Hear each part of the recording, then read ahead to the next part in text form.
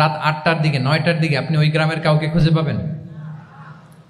70-এর দশকে 80-র দশকে একটা গ্রামের একটা গ্রামীণ একটা পরিবেশের কথা যদি চিন্তা করেন, রাত 8টায় সবার কি অবস্থা বলেন তো? আপনি তো ঘুম খুঁজে পান না, আপনার তো ইনসমনিয়া। আমাদের এখন ট্যাবলেট খাওয়া লাগে না ঘুমের জন্য? আমাদের তো ইনসমনিয়া হয়ে গেছে এখন। কিন্তু আজ থেকে বেশি দূরে না, 30 বছর আগের একটা গ্রামীণ পরিবেশের রাত 8টার পরিবেশ হচ্ছে সবাই ঘুম। আমরা তারও 2 বা 3 ঘন্টা পরে ডিনার করব, কিন্তু ওনাদের মাগরিবের আগে বা পরে ডিনার করে ফেলছে, এশার নামাজ পড়েই কি 1-2 জন না, পুরো গ্রাম জামাতে ঘুম।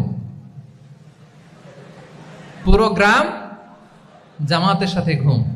তো যে লোকটা 8টার দিকে ঘুমালো, উঠবে কখন বলেন?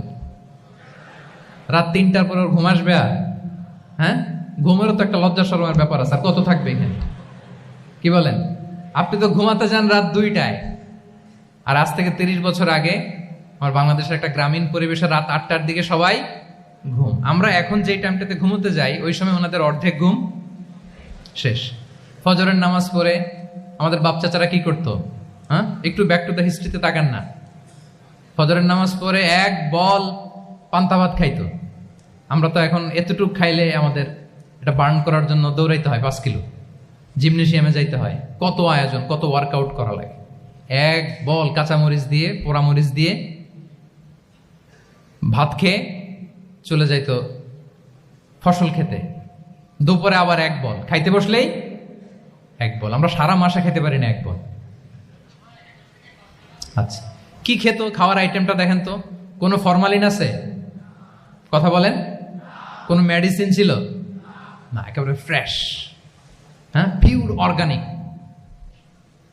নিজেদের মাঠ থেকে আনা যে ধান, ঢেকি ছাটার ধান দিয়ে ভাত খেত। বাড়ির পুকুরের মাছ, কোনো ফরমালিন নাই। নিজের চাষ করা সবজি খেত, গোয়ালের দুধ খেত।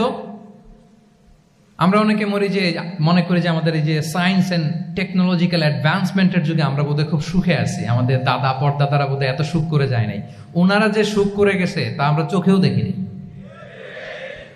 আমার দাদা পরদাদারা যে সুখে লাইফ লিড করেছে তার অর্ধেকও আমরা করতে পারি না। তারাই আসলে শান্তির, সুখের, আনন্দের সময়টা তারা কাটিয়েছে। তাহলে সম্মানিত সুধী মণ্ডলী, পুরো আমি আপনাদেরকে বোঝানোর চেষ্টা করছি যে ইসলামিক লাইফস্টাইল নিয়ে why we should talk about Islamic lifestyle. কারণ পুরো সিস্টেমটাকে তারা কলাপস করেছে, করাপ্ট করেছে। Food habit, lifestyle, sleeping style